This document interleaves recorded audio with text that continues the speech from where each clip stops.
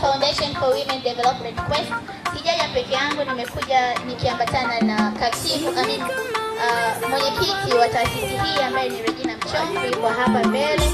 Nina mweka hazina wa taasisi hii ambaye ni Saidi Mate, wasalimia watu. Mike wasalimie watu kidogo. Mike wasalimie.